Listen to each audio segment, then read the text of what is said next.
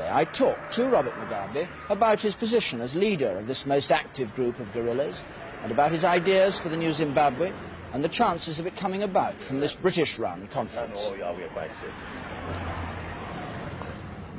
What kind of society do you want to see established in Zimbabwe after independence? I would like to see a society based on the principle of non-racialism. In other words, the present system whereby land is divided according to race, the economy is worked according to race, society as a whole is established on the principle of racial blocks. This I would like to see go. Do you want to see a fully socialist or socialized society? Oh, yes, surely. We are dedicated to socialism. This we have said. This every African delegation here has said. And we hope we will have a socialist state. Would the blacks, for instance, go on owning small farms and businesses? Well, one has got to allow here for a measure of adaptation of socialist principles.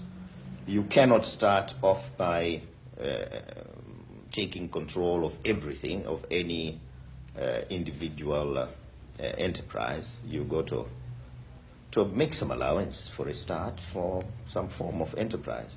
Looking ahead, do you believe that Rhodesian majority rule involves free elections at some point? Yes, of course, why not? We are fighting for democracy.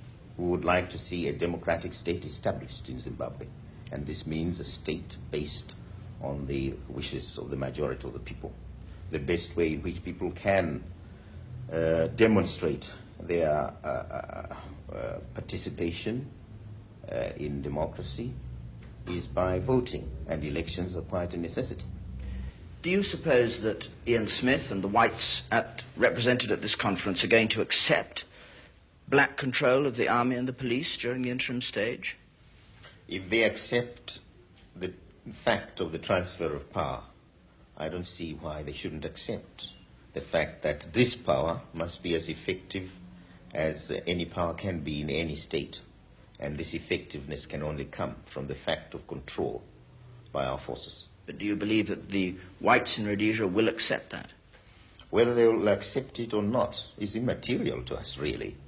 They have to accept it inasmuch as they must accept political domination.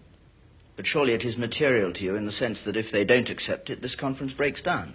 Well, if it breaks down, it will have been because they are not prepared to transfer power fully to us. We want a total transfer of power. What role do you see for yourself in the future Zimbabwe? Well, for myself, I see a role assigned to me by my people, by my party, first and foremost. Whatever my party asks me to do, I shall do. Will you, as someone who's not had direct military experience, who's not a fighter, be in a strong position to lead and to direct a victorious guerrilla movement? Why? Why not? Our guerrilla movement is not divorced from the generality of the people. I have mentioned already that the guerrillas are part of the body of our population in Zimbabwe.